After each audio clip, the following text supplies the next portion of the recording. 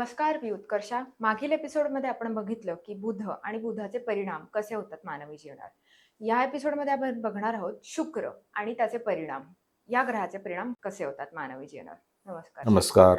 So मला असं विचारायचं होतं सर, की शुक्र म्हणलं, की आपल्या डोक्यात एकच येतं कला, सौंदर्य ह्या गोष्टी येतात आपल्या. तर ह्याचा नक्की कसा परिणाम असतो मानवीच्या जीवनावर? शुक्र हा फार महत्त्वाचा ग्रह आहे. कारण आपण जे पत्रिकेतले 12 ग्रह तपासतो, त्यापैकी शुक्र हा खास करून वैवाहिक जीवनासाठी किंवा नातेसंबंधांसाठी पाहिलाच जातो. आता आकाशात आपण जेव्हा बघतो, तर पहिली उगवणारी चमचमणारा एक जो ताऱ्यासारखा ग्रह आपल्याला दिसतो, तो असतो शुक्र. हा साधारणतः आपल्याला सगळ्यात पहिलाच दिसतो. त्याला तेवढं महत्त्व आहे, कारण की त्याचे परिणाम तसे आहेत. शुक्राचे परिणाम फक्त फिजिकली नाही तर मानसिक पण फार आहेत. शुक्र हा सूर्याच्या जवळ असणारा दुसरा ग्रह असून जास्तीत जास्त 78 डिग्री सूर्यापासून तो लांब फिरू शकतो आणि तो आपल्या ॲक्सिसवर जरुरीपेक्षा जास्त कललेला ग्रह आहे आणि ज्याचा परिणाम मानवी नातेसंबंधांवर आपण पाहतो. हायड्रोजनचा एक प्रकारचा असा एक मोठा तो एक ग्रह आहे आणि पत्रिकेतील शुक्र हा तुला राशी आणि वृषभ राशींचं प्रतिनिधित्व करतो. त्याचा परिणाम हा खास करून आपल्या पत्रिकेतील मन, भावना, संवेदना आणि नातेसंबंधांवर आपण तपासतो आहोत. म्हणजे आता आपल्या पत्रिकेमध्ये शुक्र कुठे आहे, कसा आहे, कुठल्या नक्षत्रात आहे किंवा कुठल्या राशीत आहे, त्याच्यावरून आपण ठरवू शकतो की ही व्यक्ती प्रेमळ आहे का दुष्ट आहे, किंवा ही संसार चांगला करणार आहे का फक्त प्रेम निभावणार आहे का प्रेमामध्ये तुम्हाला त्रास देणार आहे. या सगळ्या गोष्टी शुक्रावरून आपण बघतो. म्हणजे आपण कधी-कधी आपल्याला एखाद्या व्यक्तीला बघतो आणि असं वाटतं, "अरे काय पर्सनॅलिटी आहे, किती मस्त पर्सनॅलिटी आहे." त्याच्यावरून आपण शुक्र बघू शकतो. अगदी बरोबर.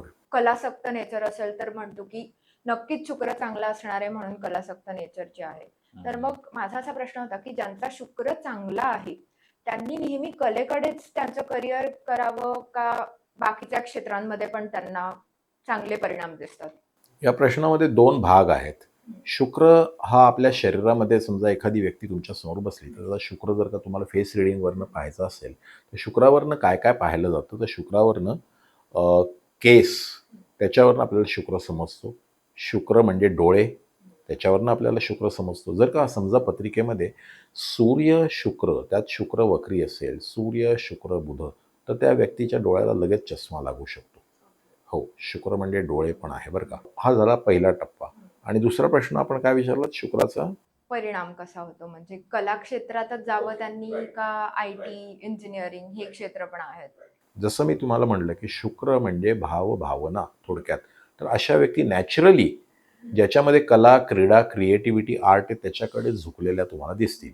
शुक्राचे जे परिणाम असतात ते खास करून नातेसंबंधांवरच जास्त असतात. त्यात जर का शुक्र 3ऱ्या स्थानात, लग्न स्थानात असेल तर पर्सनॅलिटी खूप छान असते. 3ऱ्या स्थानात असेल तर कलेमध्ये असतो. शुक्र जर का 5व्या स्थानात असेल तर अशा व्यक्ती निश्चितच उत्तम प्रकारचं गायन, वादन किंवा अशा छंद जोपासू शकतात. शुक्र जर का 7म स्थानात असेल तर पत्रिकेवरून आपल्याला कळतं की याला वैवाहिक सौख्य छान मिळणार आहे. शुक्र जर का 10व्या स्थानात असेल तर आपल्याला लक्षात येतं की ही व्यक्ती मार्केटिंग, सेल्स, प्रमोशन याच्यात छान काम करणार आहे. आणि हाच जर का शुक्र 8व्या स्थानात असेल किंवा शुक्र वक्री असेल तर समजायचं की याला नातेसंबंधांमध्ये त्रास होणार आहे. म्हणजे पत्रिकेतील शुक्रावरनं या गोष्टी बघता येतात. म्हणजे ज्यांचा शुक्र चांगला असेल त्यांनी मोस्टली मार्केटिंग, सेल्स प्रमोशन, कला. ओके.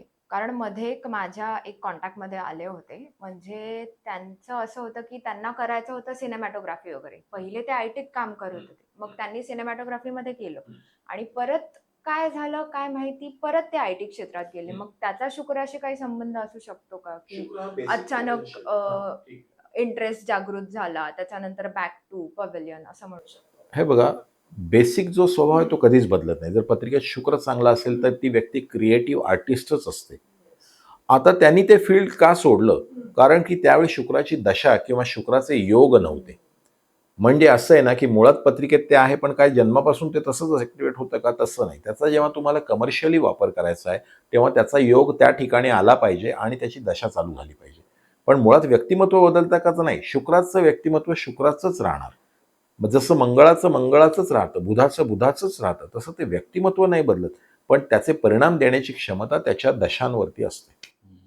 करेक्ट. म्हणजे माझं पण तसं आहे, कारण माझ्या ह्याच्यात शुक्र आहे. सो माझं खूप वेळा असं होतं, की मला कलेशीच निगडीत करायचं आहे काही ना आता काहीतरी. तू तेच मी करते. करतेयस. मी आता तेच करतेय. पण खूप वेळा असं होतं, की ठीक आहे मॅनेजमेंट करायचे, पण back to me photography, right. Cinematography जे कलेशी निगडीत आहे, असं भरपूर काही-काही नाही, होतं. म्हणून आपण म्हणतो ना, ते योग यावे लागतात. येस. तुझा शुक्र निश्चितच चांगला आहे. म्हणून तू या क्षेत्रामध्ये निश्चित काम करू शकतेस. सो आता शुक्राचे आपण परिणाम बघितले चांगले, पण शुक्र जर वाईट असेल, तर त्याचे परिणाम काय होतात? हां, गुड क्वेश्चन. शुक्र जेव्हा खराब असतो, त्यावेळी व्यक्ती ही थोडीशी ज्याला म्हणतात आपल्या भावनांवर कंट्रोल ठेवू शकत नाही. म्हणजे त्याला व्याभिचारी व्यक्तिमत्व म्हणतो. शुक्र राहूवर असतो त्यावेळी लोकांना फसवण्याची वृत्ती असते. शुक्र जेव्हा खराब असतो पत्रिकेमध्ये, वक्री असतो पत्रिकेमध्ये, त्यावेळेस व्यक्तीला आपल्या पोटाच्या खालच्या भागाचे त्रास होतात. त्यातल्या त्यात किडनी, मूत्राशय याचे त्रास होतात. शुक्र जेव्हा खराब असतो त्यावेळी वैवाहिक सौख्य लाभत नाही, लक्षात ठेवा. आणि शुक्र ज्यावेळेस खराब असतो किंवा अतिशय चुकीच्या ह्याच्यात, तेव्हा व्यक्ती लुबाडणं किंवा चोऱ्या या गोष्टींमध्ये जास्त इन्व्हॉल्व होतात बरं का. म्हणजे आपण असं म्हणू शकतो, शुक्र चांगला असेल तर तुम्ही कुठल्या कुठे जाऊ शकता, वाईट असेल तर अगदी तुम्ही म्हणजे व्यसन वगैरे सगळंच हो ना, व्यसनाधीन होऊ शकतो व्यक्ती. शकतो. मग आता खूप आपण बघतो इन्स्टावर वगैरे, की खूप ठिकाणी असं सांगतात, की शुक्र असेल तुमचा हे, तर तुम्ही डायमंड वगैरे घाला, हे करा. तर ह्या गोष्टी कितपत खऱ्या आहेत? चुकीच्या दिशांना नेलं जातं. तर तर हे किती योग्य आहे, किती नाही आहे? एक लक्षात ठेवा की शुक्राचं रत्न हे डायमंड आहे, हे हिरा आहे.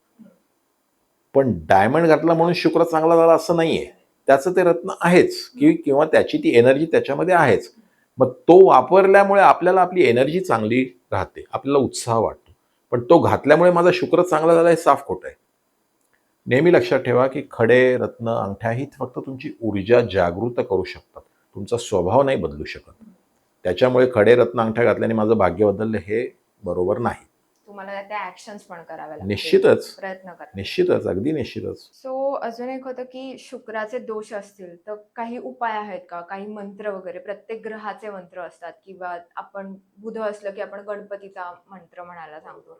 तसं काही आहे का शुक्रासाठी? हो, अर्थातच शुक्राचे मंत्र पण आहेत आणि देवीची उपासना करायची किंवा तुम्ही अन्नदान करावे. आपल्या पत्रिकेमध्ये जर का शुक्र खराब असेल, तर अशा व्यक्तीने मुख्य म्हणजे संयम बाळगायला पाहिजे. आणि नेहमी त्याला ध्यानधारणा किंवा मनःशक्ती किंवा मानसिक दृष्ट्या सबळ राहण्याचा प्रयत्न करावा.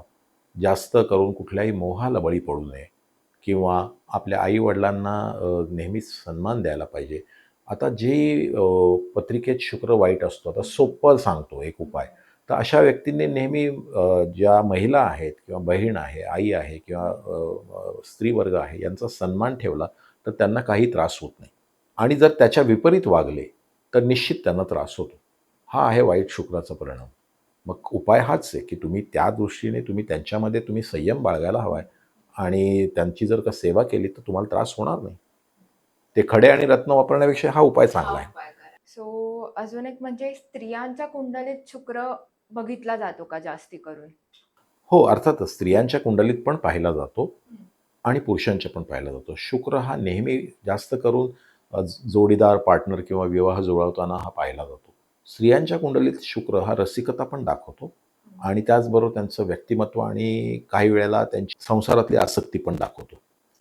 त्याच्यामुळे शुक्राचे परिणाम हे आपण भावनात्मक संबंध जोडताना निश्चित पाहायला पाहिजेत. म्हणजे ज्या व्यक्तींच्या पत्रिकेत शुक्र केतुयुक्त असतो, तुम्हाला एक क्लासिक उदाहरण सांगतो.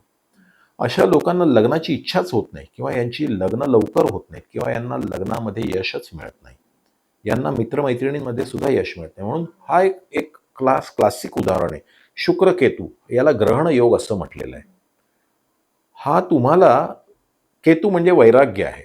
शुक्राबरोबर जेव्हा जेव्हा केतू येतो, या मुलांची पटकन लग्न होत नाहीत किंवा हे रिजेक्ट करतील किंवा समोरचा रिजेक्ट करेल किंवा त्यांना त्याबाबत इन्क्लिनेशनच होत नाही किंवा त्यांना त्याबाबत अनेक प्रकारचे संभ्रम असतात.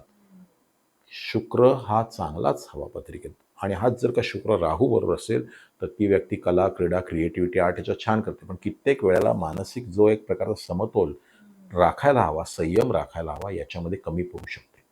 म्हणजे शुक्राचे कोणाबरोबर संबंध आहेत, शुक्र कुठल्या नक्षत्रात आहे, हे तपासायचं आणि मगच तुम्ही तुमचा जोडीदार निवडायचा. सो आज भरपूर सारे शुक्राबद्दलचे प्रश्न होते जे आपल्याला DMs मध्ये आले होते, ते आपण सरांना विचारले. नक्कीच तुम्हाला त्याची उत्तरं मिळाली असतील. अजूनही तुमचे काही प्रश्न असतील तर नक्की आम्हाला DM करा, खाली कमेंट्समध्ये टाका. आम्ही नक्की त्याची उत्तरं देऊ. Thank you sir. धन्यवाद.